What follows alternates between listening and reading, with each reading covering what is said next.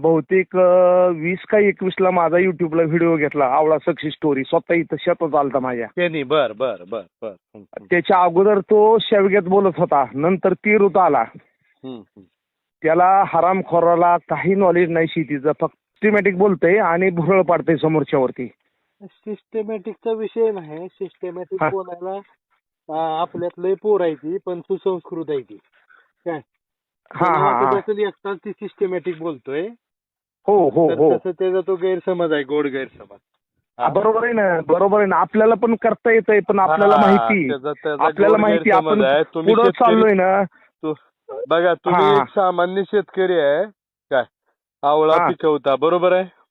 हो, म्हणजे तुम्हाला कळतंय की बच्चू भाऊंचा त्याग, शेतकऱ्याविषयीची असणारी तळमळ, आणि हरामखोर रवी साबळे ह्याला लाज वाटायला पाहिजे होती. भडव्याला हा शेतकऱ्यांचा मार्गदर्शक म्हणून घेतो, आणि शेतकरी नेत्यावर मग भाऊ असतील, शेट्टी साहेब असतील, अजित नवले साहेब असतील, पुन्हा रविकांत तुपकर असतील. आम्ही गेले 15 वर्ष झालं चळवळीत घराचा कोळसा करून काम करतो. अगदी बरोबर, अगदी बरोबर. कमिशन खातोय, शेतकऱ्याचं कमिशन खातोय, रोप विकतोय, महाग विकतोय रोप.